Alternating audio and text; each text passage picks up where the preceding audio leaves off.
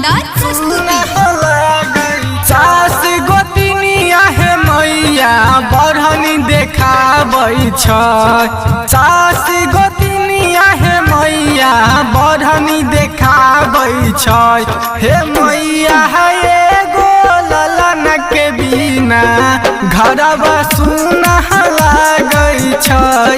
हे मैया एगो ललन के बिना घरवा सुना लागै छै। सास गोतिनिया है मैया बढ़नी देखाबै छै। सास गोतिनिया है मैया बढ़नी देखाबै छै। हे मैया एगो ललन के बिना घरवा सुना लागै छै। हे मैया एगो ललन के बिना घरवा सुना लागै छै।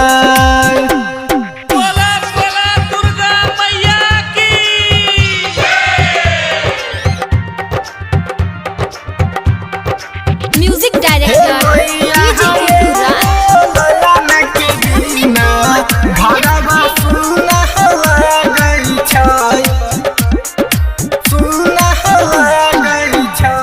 डीजे देखी देखी गौआ जमाना सासु नटनिया हमरा मारै छै ताना।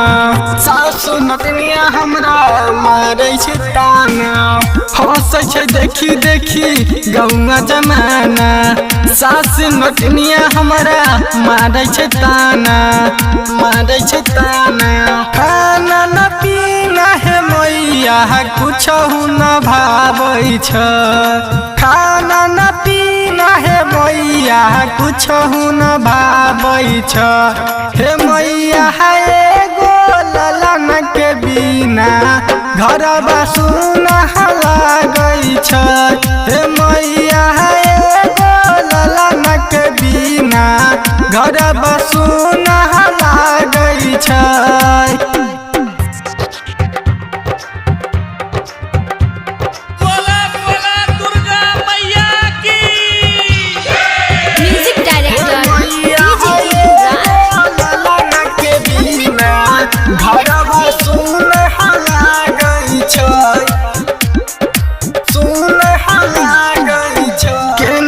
अब हम करिए गुजारा रहल न मैया कोनो हमारा सहारा।